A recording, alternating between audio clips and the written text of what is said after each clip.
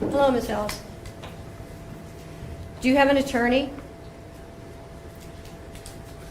You do?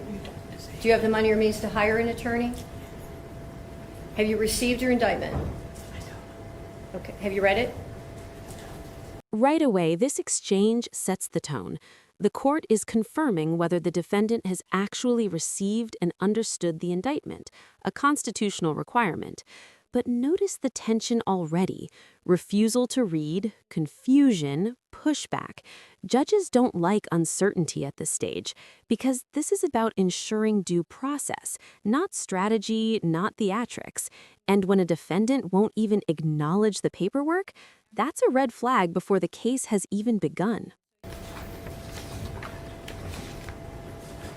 Okay. It's a 10-count indictment. Count 1 alleges that on or about June 3rd, 2024, the defendant did purposely and with prior calculation and design cause the death of J.W. 10/29/2020. The state of Ohio reserves the right to seek a superseding indictment containing the appropriate 2929.04a aggravating circumstances specifications. And so you understand that means the state is reserving its right to add a death penalty specification. Count 2 alleges that on or about June 3rd, 2024, that the defendant did purposely cause the death of J.W. 10/29/2020. Count 3 alleges that on or about June 3rd, 2024, the defendant did cause the death of J.W., date of birth 10/29/2020, as a proximate result of the offender committing or attempting to commit an offense of violence that is a felony of the first or second degree, to wit, felonious assault, Ohio Revised Code Section 2903.11A1, and or endangering children in violation of Ohio Revised Code Section 2919.22B2. Count 4 alleges that on or about June 3rd, 2024, the defendant did knowingly cause serious physical harm to J.W. on date of birth 10/29/2020. Count 5 alleges that on or about June 3rd, 2024, the defendant did torture or cruelly abuse J.W., date of birth 10/29/2020, a child under 18 years of age, and furthermore, the violation resulted in serious physical harm to J.W., date of birth 10/29/2020. Count 6 alleges that on or about June 3rd, 2024, the defendant did attempt to purposely cause the death of Margot Wood. Count 7 alleges that on or about June 3rd, 2024, the defendant did attempt to cause the death of Margot Wood as a proximate result of the offender committing or attempting to... This line is absolutely critical.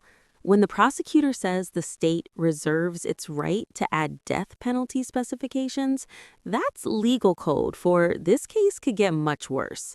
They're not seeking it yet, but they're keeping the door wide open. That alone changes everything.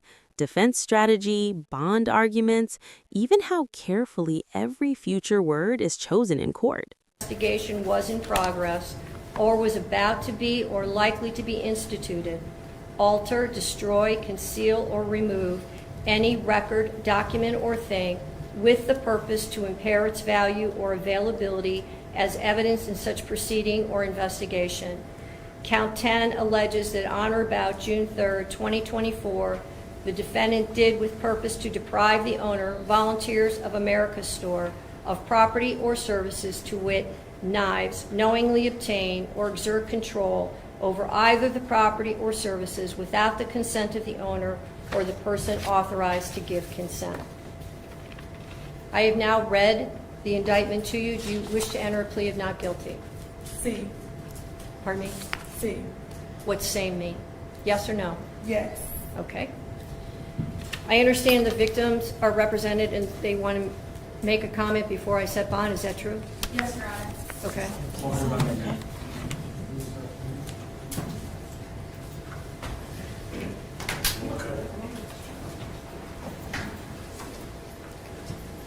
Good morning, sir. Could you start with your name? My name is Jared Wood, father of the deceased, husband of Margot.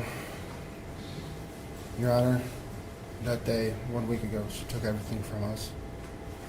There's nothing that could ever replace my son, or anything that my wife and I, even our other kids, are going through. It's horrendous. And I really wish no bail, period, or extend it to the max limit possible that you can, at the very least. Just do whatever you can to keep this monster behind bars. Thank you, sir. Is there anything else you would like to say? That'll be it. Thank Okay. you, Your Honor. Thank you.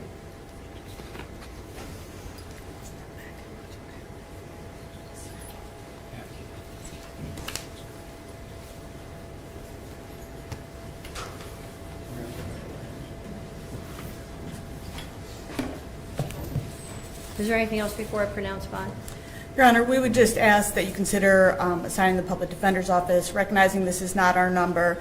We did represent her at the first appearance unit. I did meet with her on Friday. We have had contact with her family and begun working on the case. Thank you, Your Honor. When the original bond was set out of Muni Court, the bond was set at $1 million, and it was before the passing of one of the alleged victims. I do not believe that bond is appropriate given the change in circumstances and the allegations that are contained in this indictment. Bond is set at $5 million, cash, surety, or property. GPS, no contact with any surviving victim or victim's family, DNA order.